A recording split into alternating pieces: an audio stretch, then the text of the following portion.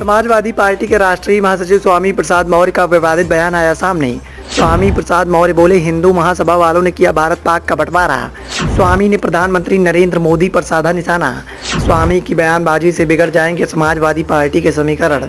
लोकसभा चुनाव की नजदीकियों के बीच में लगातार समाजवादी पार्टी के मुखिया अखिलेश यादव के द्वारा सियासी समीकरण को साधने की कोशिश की जा रही है, लेकिन इसी बीच में समाजवादी पार्टी के राष्ट्रीय महासचिव स्वामी प्रसाद मौर्य लगातार अपने बयानों के माध्यम से समाजवादी पार्टी का बेड़ा पार लगाते हुए दिखाई दे रहे हैं। लगातार समाजवादी पार्टी के मुखिया अखिलेश यादव की नसीहत को दरकिनार करते हुए समाजवादी पार्टी के राष्ट्रीय महासचिव स्वामी प्रसाद मौर्य के द्वारा विवादित बयानबाजी की जा रही है और एक बार फिर से हिंदुओं पर बड़ा प्रहार करते हुए स्वामी प्रसाद मौर्य ने एक बड़ा बयान दिया। समाजवादी पार्टी के नेता स्वामी प्रसाद मौर्य ने कहा कि भारतीय संविधान कहता है कि आस्था, जाति, लिंग या जन्मस्थान का कोई भेदभाव नहीं किया जा सकता। हिंदू राष्ट्र की बात करने वाले देश के दुश्मन हैं। हिंदू महासभा ने बहुत पहले हिंदू राष्ट्र की बात की थी, जिसके परिणाम स्वरूप भारत और पाकिस्तान बने हैं। भारत और पाकिस्तान जिन्ना के कारण विभाजित नहीं हुए, वे हिंदू महासभा के कारण विभाजित हुए थे।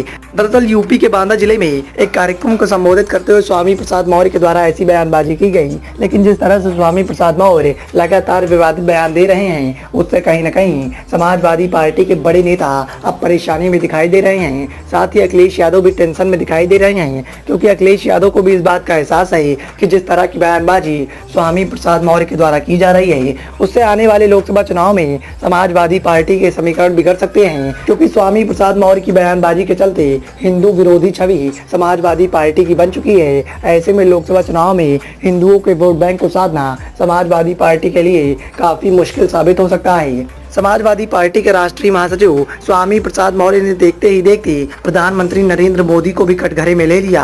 पूर्व मंत्री ने कहा कि प्रधानमंत्री के बाद नितिन गडकरी ने मीडिया के सामने कहा कि हिंदू धर्म नहीं बल्कि जीवन जीने की व्यवस्था है। अगर हमने ये बात कही होती तो हमारा सिर कलम करने की बात कही गई होती। सिर कलम करने वाले को इनाम देने का दावा तक किया गया होता।